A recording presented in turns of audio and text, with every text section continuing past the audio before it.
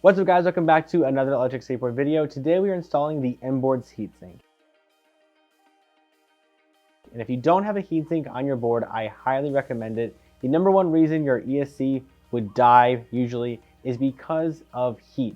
As you use your ESC, heat builds up, and if the heat has nowhere to go, it can fry your components. It can make your ESC do things that you weren't expecting it to do. So putting a heatsink on your board is definitely highly recommended. We finally have our heatsinks out and they're looking good, and let's get these things installed. To start off, we will apply our gasket to our heatsink. And the way I like to do this is to peel off the backing on just one edge. It's a little bit easier to work with that way. We can line up our holes. It's not sticking to our hands too much. So first I'll apply the gasket to one edge, make sure it's all straight. And then once I have it all straightened out, then I will peel the rest of the backing off and then I'll line up the last two holes. So it's a little bit easier to do it this way than to just peel the whole thing off. But do whatever you feel like. Once it's all lined up, then we'll go ahead and put pressure along all four edges, make sure it's all nice and sealed up. Next, we'll install the thermal pad. The thermal pad is technically not adhesive, but it is a bit sticky, so keep that in mind. First, we'll peel that backing off, and then we'll do our best to line up the four holes of the thermal pad to the four screw holes in the back of the ESC. And we'll press firmly to try to get it to stick. Again, it's not actually adhesive, but it is a bit sticky, as you'll see. And once that's on there, we'll peel that clear backing off as well. And then you can see here that it kind of peels up a little bit as you peel it off. So just go slowly and use your other hand to work it down. Yeah, there we go. Boom. Next, we'll do the same thing with the actual heatsink itself. We'll line those four holes up once again. It might take you a little bit of time, but it's pretty easy.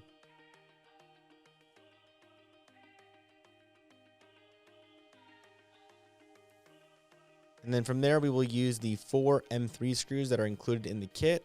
We'll use those to actually attach the heatsink to the ESC itself. Just use an Allen key for this, and you can use Loctite if you'd like, if you're having issues with those screws falling out. In this case, we didn't, but again, use what you think would be best. Next, we'll drop in our ESC and heatsink assembly into the slot or opening in our deck or enclosure. And then we will use the M4 nuts and bolts to actually secure the heatsink to our enclosure or our deck. Using an Allen key, you can start threading the bolt into the nuts. And then on the other side, we'll want to make sure we actually use a wrench to secure those nuts, make sure that this heatsink isn't going anywhere.